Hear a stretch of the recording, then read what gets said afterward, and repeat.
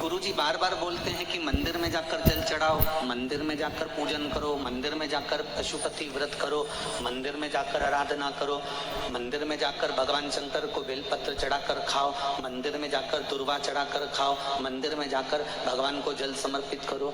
गुरुजी ये क्यों नहीं कहते कि घर में शंकर जी का शिवलिंग है तो उसकी आराधना कर लो, घर में जो शिवलिंग विराजमान है उसका पूजन कर लो, उस पे चढ़ी हुई बेलपत्र खा लो। मंदिर का ही वर्णन क्यों?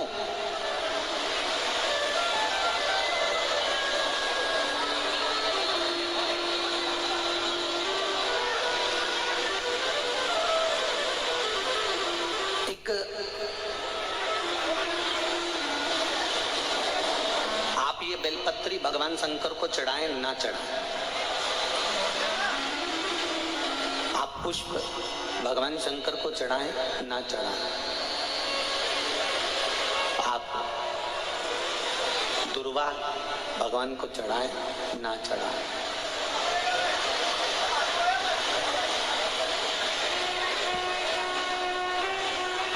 मंदिर में जो शिवलिंग होता है,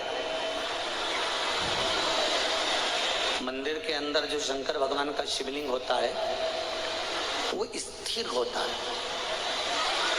और घर में जो शिवलिंग है वो स्थिर है क्या? उसको तो तुमने उठाया, उठा के थाली में रखा, स्नान कराया, वापस बिठा दिया।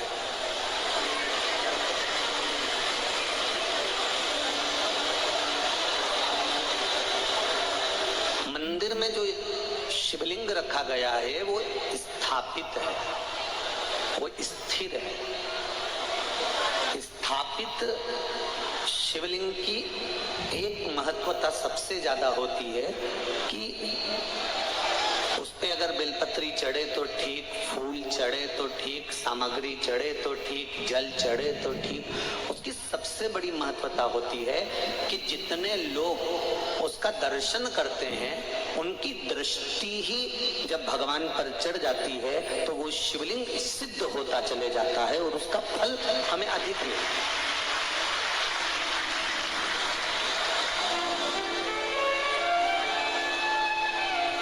फल हमको अधिकता में प्राप्त होता है। अब घर में जो शिवलिंग है, घर में जो शंकर भगवान का शिवलिंग है छोटा सा, उस पे कितने लोग दर्शन कर रहे हैं? आपने कर लिया, पति ने कर लिया, बच्चों ने कर लिया, या घर में जो सास ससुर हैं, परिवार है, कुटुंब है, उसने दर्शन कर लिया, या आपके कोई मेहमान आ गए, आपके कोई रिश्तेदार आ गए तो उन्होंने दर्शन कर लिया। समझ लेना जरा अच्छे से हो। अब घर के शिवलिंग पर परिवार वाले ही दर्शन कर रहे हैं, परिवार के लोग ही उसको दर्शित हो रहे हैं, दर्शन कर रहे हैं, पूजन कर रहे हैं। पर मंदिर का जो शिवलिंग होता है, कोई जरूरी नहीं है कि सब जाकर बेलपत्र चढ़ाएंगे, सब जाकर फूल चढ़ाएंगे, सब जाकर चावल चढ़ाएंगे, या एक लोटा जल सब जाकर चढ़ाएंगे। अगर मंदिर का दरवाजा खुला हुआ है और मंदिर के बाहर से भी कोई निकल कर जा रहा है, मंदिर उसको मालूम है कि यहाँ मंदिर है और उसकी ये मंदिर की ओर भी मुड़ गया, भले गाड़ी चढ़ा रहा था, गाड़ी चलते हुए जा रही थी, भले उसको शिवलिंग दिखा ना दिखा, और उसका चेहरा मंदिर की ओर मुड़ा तो उसकी दृष्टि का प्रसाद भगवान को चढ़ चुका था, भगवान उसको स्वीकार कर चुका।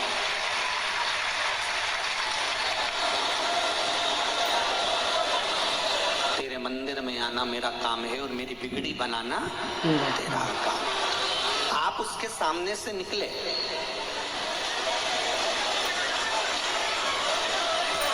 आप उसकी चौखट पे से निकले और उसके सामने उसकी चौखट से जब आप निकले तो मात्र आपका मुख घूमा और उसने आपकी भक्ति को स्वीकार कर लिया। अब एक बात हमने पहले कही थी, आप लोगों को ध्यान में है कि नहीं है? वैसे तो मुझे उम्मीद है कि छत्तीसगढ़ के लोग इतनी जल्दी भूलने वालों में से नहीं है, ठीक है? आप लोगों को सुना होगा, हमने कहा था कोई शिवलिंग जंगल में हो, एकांत में हो, बोला था कि नहीं बोला था? जहां कोई ना जाए, केवल शिवलिंग है, वहां कोई जाता ही नहीं है, वहां कोई पहुंचता ही नहीं है। और आप वहां से निकल कर जा रहे हैं और आपने वहां पर एक लोटा जल समर्पित कर दिया, या वहां सफाई कर दी, या वहां भगवान की पूजन कर ली, तो वो अधिक फलदायी होता है। उसका कारण क्या है? लिंग पुराण कहती है, घर में जो शिवलिंग है उस शिवलिंग से ज्यादा बलवान होता है मंदिर का शिवलिंग। मंदिर के शिवलिंग से ज्यादा बलवान होता है तीर्थ क्षेत्र का शिवलिंग। तीर्थ क्षेत्र के शिवलिंग से ज्यादा बलवान होता है किसी नदी, सरोवर, तालाब, कुंड के पास का शिवलिंग।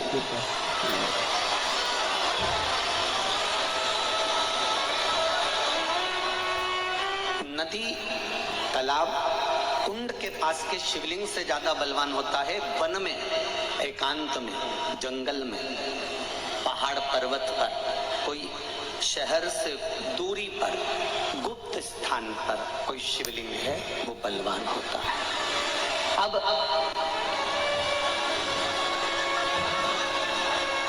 शिवलिंग के पास में जाकर आपने भूल से भी एक लोटा जल चढ़ा दिया, या कोई थोड़ा सा कपड़ा उतार कर आपने वहां थोड़ी सी सेवा कर दी, तो उसका फल तो 1000 लाख गुना तो मिला।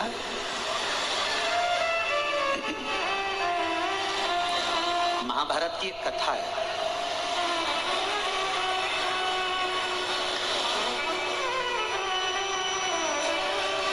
इसका प्रसंग महाभारत की कथा में भी मिलेगा और नरसिंह पुराण में भी।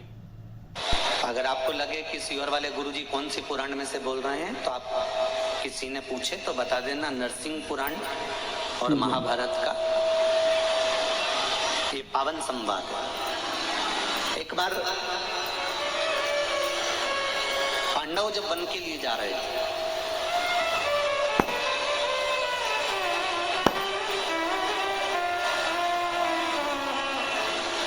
पांडव जब वन के लिए जा रहे हैं, पांडव वन की ओर प्रवेश कर रहे हैं, कुछ दिन पांडवों को वन में घूमते घूमते निकल गए।